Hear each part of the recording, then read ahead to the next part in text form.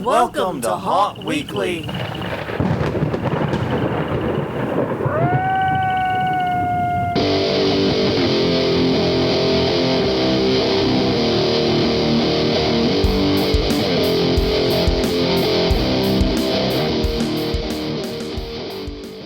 Hello, everyone. I'm Jonathan. I'm Crystal. And this is Haunt Weekly, a weekly podcast for the attraction entertainment community. Whether you're an actor, owner, or just plain aficionado, we aim to be a podcast for you. The intro that is easier to say than it is to spell. As we were reminded of once upon a time. But yes, indeed, we are back for another episode of Haunt Weekly. And this time around, we're talking about Transworld again. Yes, as we said we would. As we said we would. We're actually keeping a promise for once. Usually when we say we're going to talk about this next time, that's the one thing I can guarantee we're not going to talk about. But this time around, we decided to mix things up and actually go through with it. Because actually, this is an interesting topic, I think. And it's basically who was not at Transworld. Not individuals. Right. Types of businesses. Like a lot of people were not at Transworld. Not everyone goes to Transworld. Yeah. Obviously. Either not there or underrepresented. Because there are a few that... We had a person or two. Yeah. But yes, indeed. So, take a minute and go through the rest of our Transworld coverage. 2 weeks ago, we had our wrap-up of who was there. So you might want to check that out. It's at hauntweekly.com, hauntweekly on Twitter, hauntweekly on Facebook, and youtube.com/hauntweekly. You can also find it wherever you get your podcasts from. So, real fast, every week we ask a question in a week. Last week we asked, did your haunt do anything for Valentine's Day? I forgot to post that on social media. It was kind of a crazy week. So we don't have any answers to that one, really. And also, it's kind of a boring question in hindsight. Yeah. It wasn't a very good question. So, this week's question, I think, will be a little more interesting and a little more engagement-y. Mm-hmm. And that is, who did you think was missing from Transworld? We're going to list 6 people. Well, 5.5. Yeah. Just stick with us on this one. It's going to be interesting, I promise. But what kind of businesses do you wish had been there that were not there? Once again, let us know. HauntWeekly.com, HauntWeekly on Twitter, HauntWeekly on Facebook, and YouTube.com/HauntWeekly. All those lovely places we exist. The work we did on our haunt, nothing yet this week. Yeah. But here's the thing. Happy Lundi Gras. Yeah. It is Lundi Gras today, and we actually have off through Wednesday, so Thursday morning is the first morning back for work for us. I just take the days off she has. Yeah, it makes it easier. It makes it so much easier just to pattern my schedule after hers. Because I work from home, I can either take every day off and be broke, or I can work every single day and probably die before I'm 44. Yes. So following her schedule gives me balance and gives me, some room there. Yeah, so we will be doing work over the next few days. Don't know when, don't know what, but we will be doing some work over the next few days. So, yeah, you're just early for that conversation this time around. Okay, real fast, before we dive in, because I know between this week's topic and the conference reminders, we're set up to accidentally be involved in drama llamas we don't want to be involved in. Yeah. And I kind of want to nip it in the bud. I'd rather just intercept it at the head. I know for a fact there has been some drama going on between Fear Expo and Transworld, or rather people connected with Fear Expo, people connected with and seen as connected. It's really confusing. I have not seen it personally. No. None of the honor groups I'm in has really had it. What I have seen are posts from people talking about the drama and how they are being personally attacked. Things like that. And I totally believe it's happening. I totally believe it's happening. These are people I trust. It's just not happening in channels and in spaces we're in. Mm-hmm. So please, just note that. Now, the only reason, like I said, I mentioned this at all is because we don't want any part of it, basically. Yeah. This is a podcast that we do at our own expense, for fun and enjoyment, and hopefully to help the haunted attraction industry in some small, insignificant, meaningless way, Yeah. And we know that this episode could sound like we're being negative about Transworld, but we're not. In fact, we'll get into what it actually is meant to be in a minute. And we also do conference reminders where we hype every fucking conference. Yes. If you are a haunted house oriented conference, or even just have a significant portion that's targeted at haunted houses and haunted attractions. yes, we will list you. And if you're not on our list and want to be, then contact us. Yes, info at Haunt Weekly. It's on the website. You can reach us there. Please let us know, because we're not psychic. Mm-mm.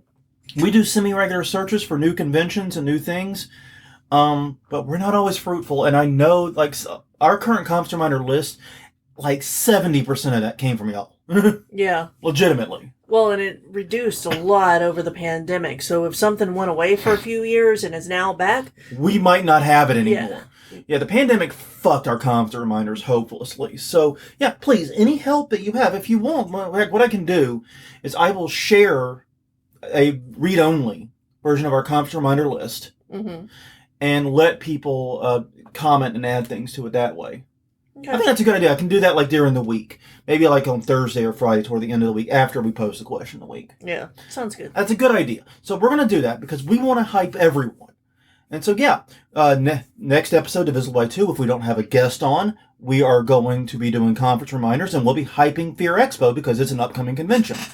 We hype Transworld before Transworld. Mm-hmm. We hype everybody. Because here's my thing, man, and this is just the honest truth. As an industry, I think we can sustain 2 large events, especially if those 2 events have a different focus. Mm-hmm. You know, one of the things I did like about the HauntCon Transworld dichotomy was that HauntCon focused more on education, focused more on networking. And it felt like it was targeted to more Home haunters, new haunters. Smaller haunters. Yeah, where Transworld's more of a buyer show by design. And that's fine. There's no wrong answer there. I definitely think that there's room for 2 conventions that target different things. I mean, obviously, HauntCon has a trade show, or had a trade show, and it does it through Fear Expo now, and Transworld has education, but you can tell what the focus of each is through their marketing. Mm-hmm. So we can have 2 big events. What we can't afford as an industry is a civil war. Mm-hmm. This is you can trace this fault line back at least 30 years. Yeah. It's insane. So please be kind, be professional. Let's remember that as haunters, we're all on the same team. Cut out the bullshit, basically. Yeah, basically, we're on the same side, people. When it comes to haunting, we're all pro haunting. So let's just try to keep that in mind. So I think that covered that as thoroughly as we need to. But anyways, this week's topic. This was our first year at Transworld. Yes. And I've got to say, it was an experience and a third. Mm-hmm. It was a lot that we have to go through and think about. We'll probably be coming back to various elements of it for a long time to come as things pop in our head. But it felt like legitimately every vendor in the world was there. Every prop maker, animated or static, they got a booth. Probably a big one. Every mask maker, oh hell yeah. I was able to go around and ask all the major mask makers for annoy them with copyright questions. I was very popular. Every costume maker, same vein. Every big costume maker seemed to be there. Every haunt designer, there were several firms that do design and work on haunted houses. And dear Lordy Jesus, was every ticketing company not named Ticketmaster there. I swear to shit. If you name a ticketing company that is not Ticketmaster and was not there, you win a prize. I don't know what that prize is, but you win a prize. Because, like, all the haunt ones were there. Mm-hmm. Haunt Pay, Fear Ticket, all those were there. And then all the mainstream ones were there, too. Mm-hmm. I don't think Brown Paper Tickets was there. I think that may be one, but I don't think they really target events like this. Every event ticketing solution seemed to be there. It was crazy how many they were. And I mean, honestly, it was kind of crazy. Like, we had a list going of the weirdest booths. Mm-hmm. There was a booth for Cutco knives. Yep. Not making that up. Mm-hmm. There was a booth for leaf filter. You know, the people that make that thing that goes over the gutter that keeps the leaves from getting trapped in your gutter, but lets your gutters be gutters. Yeah. They were there. The fucking postal service were there. Though that one, in hindsight, makes sense. Yeah. Because a lot of people were shipping shit. So that one actually kind of makes sense. But still, it was just kind of weird to walk into a haunted attraction convention when the most visible booths you see right off the bat being postal service. Yeah. Well, there's also the spinal people. Yeah. Oh, spinal God. health people. Yeah. I mean, okay. Yeah, you are kind of preaching to the right crowd here. Mm-hmm. Because, okay, haunt Yeah. actors, raise your hand if you've had a back injury. Now, why'd you fucking raise your hand? I can't see if you raised your hand, but I bet you raised your hand, because you probably did.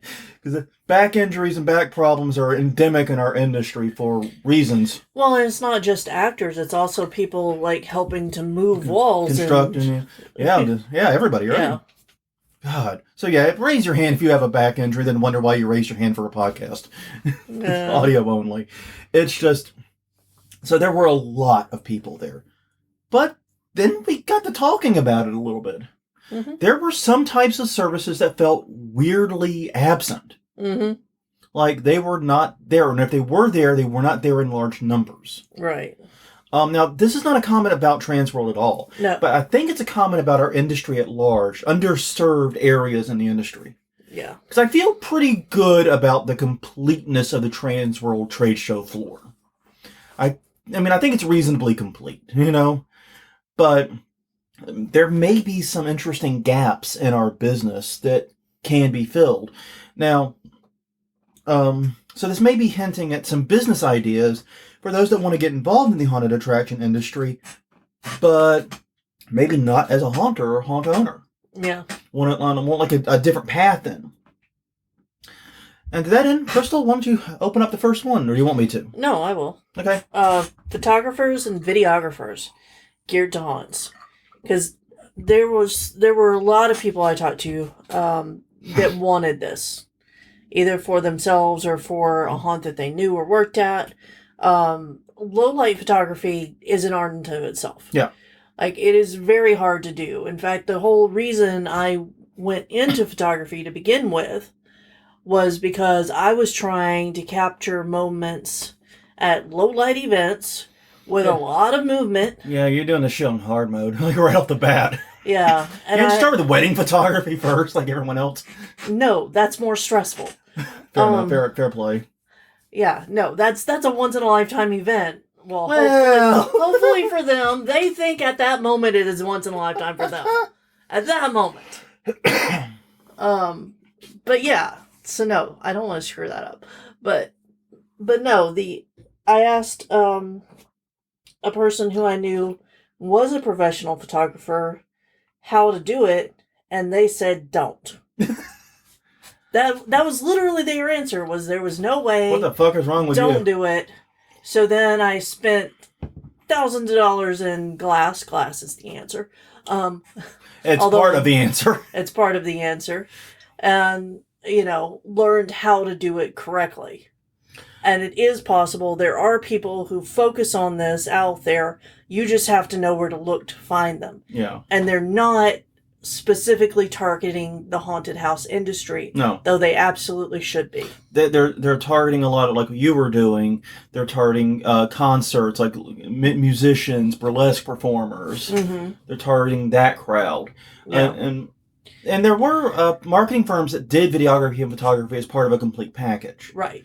But there was just a photographer there that I remember. Yeah. Like, nobody was just a photographer, just a videographer there. Yeah. And that seemed odd. Yeah, nobody. Marketing firms are important. Yeah. But photographers are too. Yeah. Like, I would have expected at least one photographer to come up at the booth that we were working and say, here's my card if you ever need a photographer in such and such area. Yeah. I would have liked that. But it didn't happen because they weren't there. Yeah, there were very few just photographers and just videographers there. Yeah. And that is interesting because there are photography and videography needs that are outside of marketing. Yeah. And a lot of people don't realize that.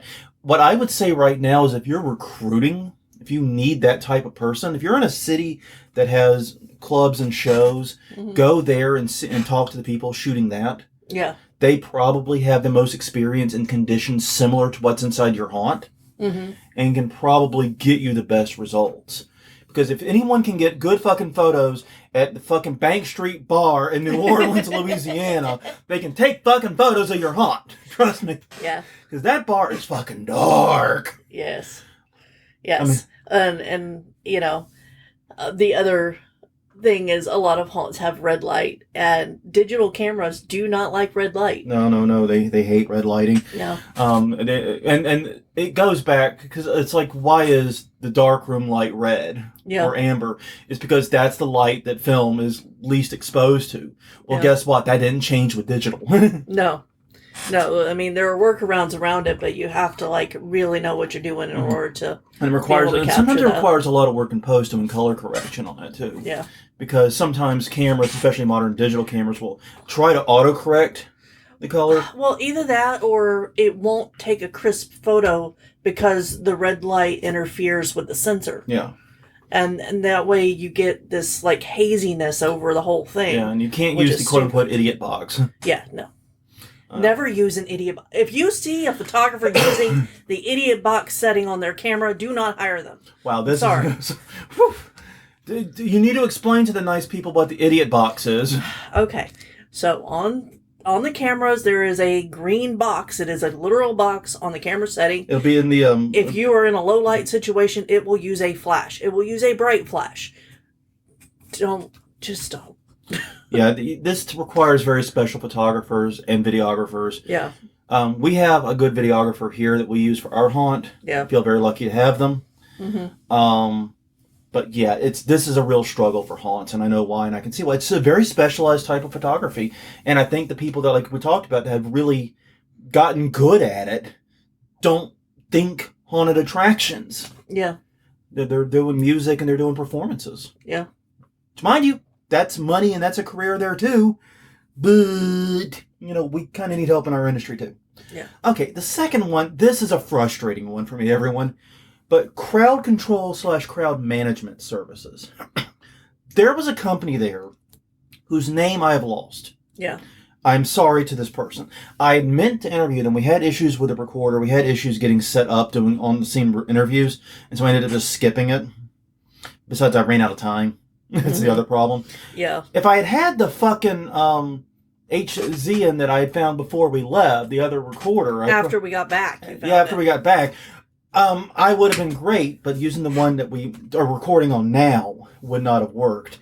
Company was there. They were not far from Contra Media's booth, but I cannot remember their name. I lost their fucking card. I feel like a total fucking dunce here.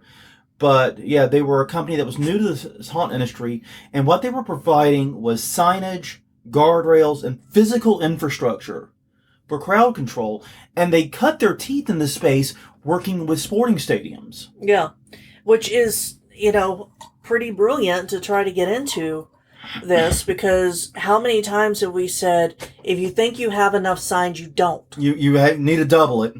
Maybe triple it. It's like fucking firewood. Even we got dinged on that this year. Yeah. Because we thought we had plenty of signs out, but people still got confused. And some of the signs weren't lit well enough was one of the problems. Yeah, we got dinged on it too. And you know what? Looking back on it, we deserved that ding.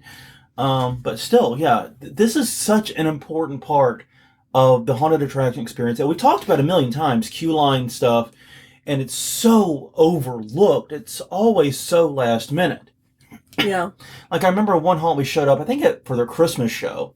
They clearly didn't anticipate a line. No. And so, literally, it was just an open gravel lot with a line kind of doing this Wizard of Oz, like, snaking around itself thing that was bizarre. Like we were playing Snake Game. Yeah, we were playing Snake Game and losing. Very, very badly. Mm-hmm. So yeah, this is something that a lot of that's very important to haunts. It's very important to safety. Mm-hmm. And it's very important to user experience, because if users are confused about where to go, they don't feel safe, like or they feel bored because they're in a cattle gate with nothing to do. Mm-hmm. Because there's one thing Mardi Gras reminds me every year, is that as much as I bitch about standing in fucking queue lines and behind cattle gates for forever to get into a haunt. Yeah. Mardi Gras parades show that if there's a show going on, people will stand behind a fucking barricade for a long fucking time. Yes, they will. And, it's usually a very good idea, because people won't try to cross them. Every year there's a few rogue people who do, but... Yeah, we had a problem, was it last year or the year before, people getting run over by floats? I think it was last year because 2020 there was no. No, 2020 we did have Mardi Gras. 2021 we didn't. Yeah. So it would have been 2020 Yeah. Yeah. or It 2019. could have been 2022. Yeah. We're in 2023, sweetheart. Yeah. I don't know. I don't remember. We had an issue with people getting run over by floats because what they were doing is they were jumping the barricade. Idiots. Yeah. Rushing the float to catch a bead or something. Idiots. Mm-hmm. And then finding a way to get run over by a float doing 5 miles an hour. Yeah. Yeah. And there were like multiple instances of that year. And I have no idea what went on. Luckily, it was crazy. None have happened this year, though we did unfortunately have a shooting along a major parade route, but we've not had anyone get run over by floats. So I guess maybe they did something different. I don't know. I mean, Christ, that was a rough year. Yeah, it was, because that wasn't the only thing going on. No, and it was also problematic because you were working a trade show, a craft show, and one of the parades was supposed to like end near us, and we were waiting for that post-parade rush. Yeah. And then because someone got run over, the parade was cut short. Yeah. So even us that weren't even there were impacted by it. Mm-hmm. Because like nobody came. Yeah. 3 people and a goat came in, and none of them were buying headdresses. Oh, one of them did. No. One of them did. The goat did. No. Yes, I sold my most expensive headdress that night.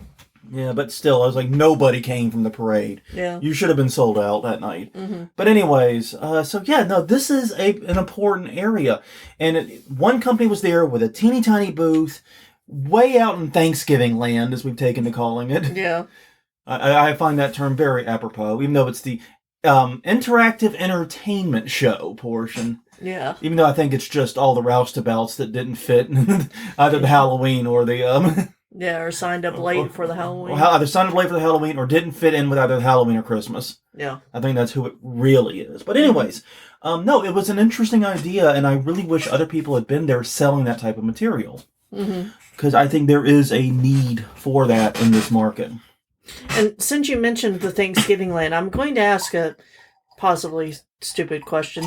Because I didn't get to see the floor as much as you did. Did you see any crossover between the Halloween and Christmas section since haunts are doing more Christmas things? No, there really wasn't much crossover. Why not? Well, this seems like... Like, okay. Look, I told you straightforward. The scariest fucking thing I saw on the trade show floor was in Christmas Land. Was in the Christmas world. It was those fucking singing reindeer. You fucking made singing taxidermy. You sick fuck. And you're trying to make it a cheerful holiday thing? You demented bastard. What are you doing? Yeah. It was literally the scariest, most disturbing thing on the trade show floor. Mm-hmm. Oh my god. But no, other than the unintentional crossovers, no, there wasn't really. And I think it's because a lot of the haunts, because I think a lot of the haunts are going Rise's route, which is they're doing, or not only Rise, but, Darkwoods and the Natchitoches are doing separate Christmas events that are just Christmas events. Traditional Christmas, not scary Christmas. Not scary Christmas. Like New Orleans Nightmare locally, they're a 13th floor haunt. Mm-hmm. They do a scary Christmas, but a lot of haunts have started doing big Christmas shows that are not scary. They're just meant to be traditional. And part of this has been rebranding. Like I know Darkwoods went from Darkwoods Haunted House or whatever it was to now just Darkwoods, Adventure Park. Adventure Park. I said some park. I forgot what it was, but they totally rebranded around it. So, and I think Rise is doing something kind of similar right now. Mm-hmm. So yeah, there was no real crossover, but you did see people from the Halloween side routinely going in there and looking at shit, and not just in going getting those giant yummy corn dogs. Yeah, those were good. Who decided the fucking corn dogs needed to be all the way back at Christmas Land? Because that's the only way to get the haunters through Christmas Land. God damn it! It fucking worked. Yes, it did. Transworld? Good job. All right, moving on. Number 3. All right, escape room services. We already talked about how there were very few escape room booths. Yeah. Like things for escape rooms. But there were also lack of marketing services and just things that you saw for the industry elsewhere. Like the insurance companies. Yeah. And I don't know why some of the, like the costume companies and the panel building company that was there, because there was a company that built panels. Like, I thought all the haunts did their own, but apparently not. No, there are people that make vacuum form panels and things like that. Yeah, but so I don't know why that couldn't be targeted at escape room, because there's a big gap. Like, we go to a lot of escape rooms. There's a big gap between a strip mall escape room and the detail that's involved in that versus a haunted house escape room. Yeah, we've literally been to escape rooms that were crepe paper and Yes. and paid money to go to this escape room too. Yeah. And oddly enough, I don't feel ripped off on that one because the puzzles were somewhat interesting, and I got to put like Elon Musk and other people on Santa's naughty list. So Yeah. it was a Christmas themed one. Yeah. Yeah. But so you've got the full spectrum of level of detail, Yeah.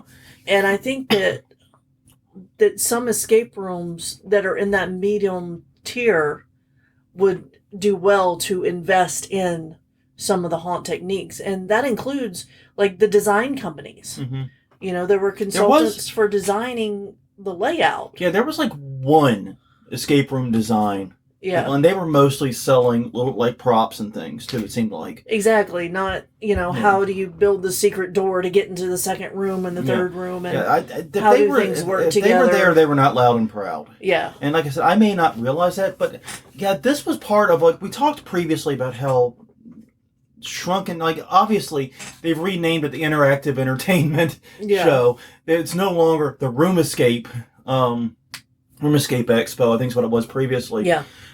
And the reason is the escape room industry is in contraction right now. There's just no nice way to put it. Mm-hmm. It got too big between the pandemic and between, just so much bloat in that industry.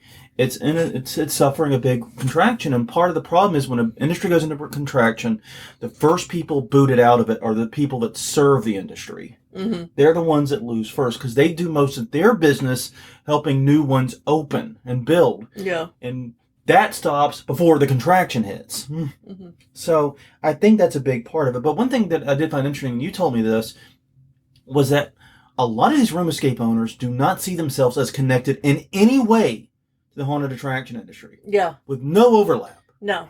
Like zero. No, they walk through Transworld and they're looking just for escape room things.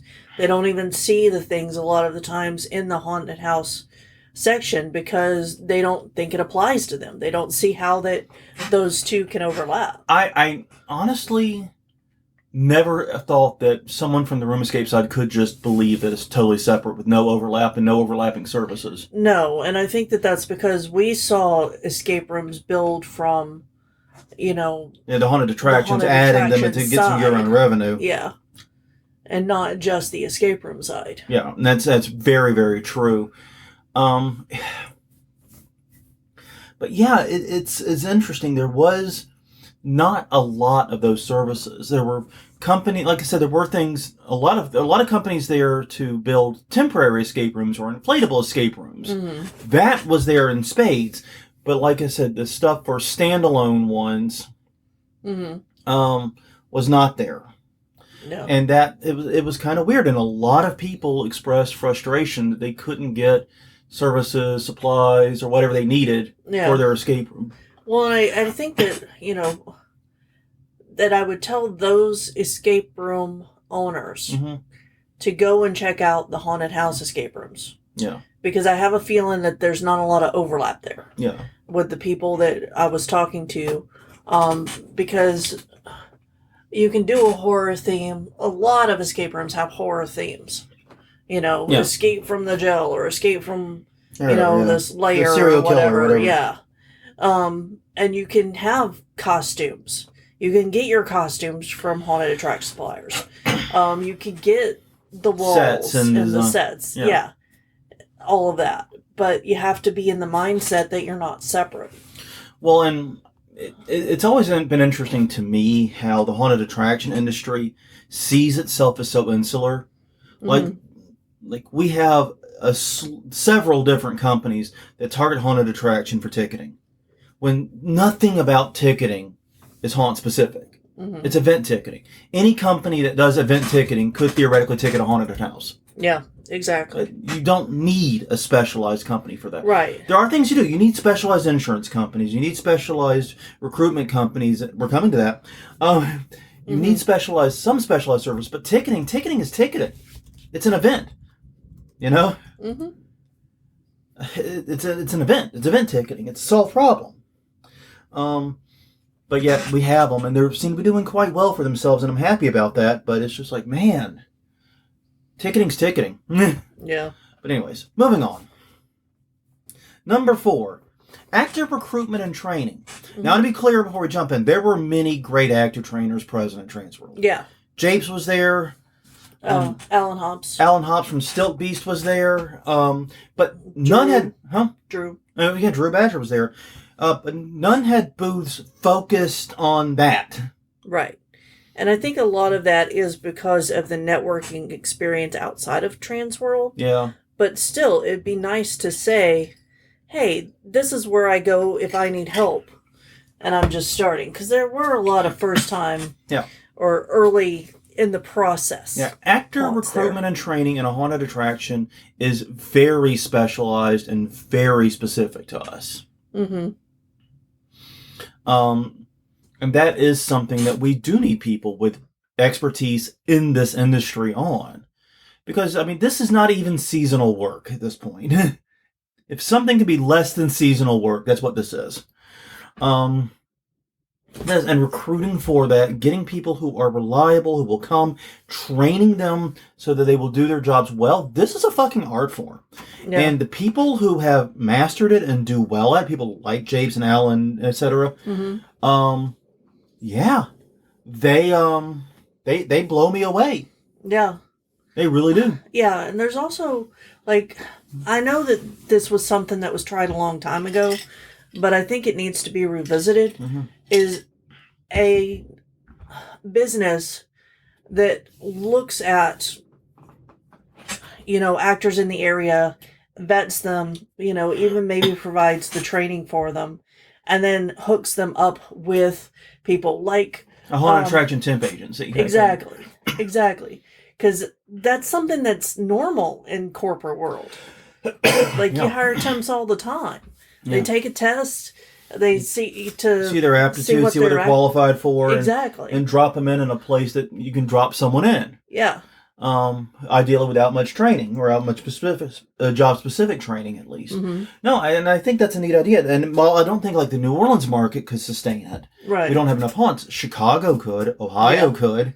There are definitely places where this could really help local haunts, and also keep actors moving around and keep the local scene vibrant. Yeah, exactly. I think that could be really, really good. I just don't think these companies exist, honestly. No, I don't either. I just don't think they exist. I don't think they weren't at Transworld. I just don't think they exist. Yeah, there's a couple of like Facebook groups that you can be in to try to find that kind of work. But yeah, companies for it just aren't out there. And before anyone says, "Oh, you should make it," then I was like, "Fuck, I should. I'd be a customer before I was ever long." Yeah, well, this is not something I do particularly well either. So yeah, it's not a thing for us. No. So but if it's a thing for you, take it. Take that football and run. Yeah. Go for it. Go crazy. I'd love to see something come of this. Yeah. Just because I do think this is a need we have. And if someone, once again, with all of these, if someone was there and I either missed them, or like earlier I forgot their name, or if maybe I just misunderstood what they did, maybe that could be entirely possible too, let us know. HauntWeekly.com, Haunt Weekly on Twitter, Haunt Weekly on Facebook, and YouTube.com/HauntWeekly. Leave a comment, send us an email, let us know. I will happily correct and I will give shout outs to companies that were there in these spaces that I missed happily. Yeah. Because, we're up to 377. I'm pretty sure we're hitting 378. Therefore, we have a chance to do those shout outs. Yeah. Speaking of shout outs, I'm going to give a quick shout out to a couple of people we left off of the list of shout outs last week. Oh, God. I know we forgot a lot of people. Yeah. Christian Risto, Dana Rinnell. It was great hanging out with you that one night. Thanks for doing that. Yeah, and honestly, it's so hard to be complete about this, and it's not anything to do with any person. No. It's just, Jesus Christ, our brain... I know when we recorded that episode, our brains were fried. Oh, yeah. That was yeah, we were, like I said, we literally recorded at 1 a.m. at the New Orleans Inn in fucking northern Mississippi, I think it was. Yeah. Basically, after doing a long drive, after doing teardown and everything else on the last day of Transworld. Yeah. We were dead. We probably should not have attempted to record. It was fun. We did enjoy it, but dear God, it was rough. Yeah. All right. Now continuing on. Yes. Number 5. Safety services. There were no businesses to help you figure out what your local fire marshal wants from you to connect you with them. Nothing selling fire retardant that I saw. No, I did not see the actual fire retardant, not props already covered in it. Yeah, no, you're right. I don't think I saw that either. And if I did, it definitely did not catch my eye. What about emergency lighting? I saw a lot of lighting companies, no one specializing in emergency lighting. Yeah. So, I mean, a consultant for safety to haunts is something that could also be needed. Some that were general consultants, and I'm sure that they might help some in this space, but this was not something that was very forward. Yeah, exactly. Because, I mean, one of the things that I'm learning about in my day job right now is that if you're going to start a program, having a consultant that's an expert in that field or that deals with that specific one thing and area, like if there were consultants just to get you through, your visits with the fire marshal to make sure you're up to code on everything in your area, and that's all they did, then and I know for a fact there are people that do that. Yeah, hiring them would be worth it. And I know for a fact there are people that do that. But we've seen, oddly enough, we've seen them at HauntCon. Yeah. And I think that's part of HauntCon having been targeted at newer haunters, where this is targeted more at established ones. Yeah. So I think maybe a lot of those types of services don't come to Transworld because it's probably not. But we saw a lot of new haunters, though. I say that, and I immediately go, but wait. Exactly. Because I think that since HauntCon isn't a standalone thing anymore, no, I think it is morphing Transworld into having some more of the newcomers that normally would think that, well, that's not a show for me. Yeah. Which, I mean, I thought that until I went, and I'm like, oh, I recognize a lot of these companies. Yeah. I guess I should have considered this. Yeah, and that's kind of was the key takeaway I got from it. I think I came across in the last episode we did about it, was I went expecting to be completely a fish out of water type thing. I expected to be out of my depth the whole time. Unable to afford anything. I just expected to, not really be there, just to kind of be someone who slipped in and snuck in and got to sneak around a little bit. Yeah. But I realized, like within hours of being there, that I had probably more business being there than most of the people that were there. Yeah. And that's not a joke, actually. Because, I'm in charge of a larger budget and bigger buying purchasing power than most of the people that were there. Yeah. And that's because, like, haunts, like we talked about in the last episode, was the last episode on Transworld, rather, haunts would bring 20-ish people with them, and I don't know why 19 of them were there. Yeah. Yeah. At least not on the trade show floor. But anyways, that brings us to the last one right now. And this is not a type of company. No, this is something we would like to see implemented. And we'll talk about why in a minute. But I think it'd be neat if Transworld implemented some kind of job board or notice board for employment in general. Yeah. And the reason I say that is because you notice working the booth. Yeah. This is not something that's technically within the bounds of the rules. Like when you walk into Transworld, there's this big fucking sign on an easel that says, as an attendee, you're not allowed to do any self-promotion. You're not allowed to do anything like that. I'm like, fine, whatever. But they were going around basically talking to every booth seeking a job at insert blank here. Yeah, exactly. Some were trying to do social media. Some were no photographers, like you said, which I still find weird None of that, but no. No. But yeah, it's people wanting to do social media. You had people wanting to work as an actor. You had people wanting a lot. Mm-hmm. And the thing about it is, realistically, you can't stop people from doing that. You can post the rule, but enforcement of that rule is pretty much fucking impossible. Yeah, because even if you enforce it on the trade show floor somehow, you're never going to enforce it in all the parties going on afterwards. Yeah. It's just not going to happen. Yeah, everybody who goes to Transworld is going to use Transworld self-servingly. Yeah. The best they can. And like you said, even if you somehow mystically, magically manage to perfectly enforce on the trade show floor, fun fact, you can't. Right. Even if you did somehow, you still have the 3 hotels, all the hotels around it. You still have all the other parties and events. It's impossible. You're not going to prevent it. So why not give it a space and try to capitalize on it? Yep. I would say, like, companies should be charged X amount of dollars. Yeah. For putting a, and y'all decide the money. Yeah. I'm not going to name pricing because Transworld going Transworld. Yeah. Transworld going to figure out the pricing on their own time. So yeah, I think it should be where you can post ads for any help that you need or any help that you want. Mm-hmm. Post the terms of it and make it easy. Ideally, I would say using the badges because those QR codes on those badges felt like they were really underused. Yeah. Like vendors could scan them to get the information, and they were scanned on the way into the floor. Mm-hmm. But other than that, they were never used. Yeah, I was thinking that the businesses could put up a QR code, mm-hmm. and it would take you to a page with a list of their openings. Yeah. You know, something like that.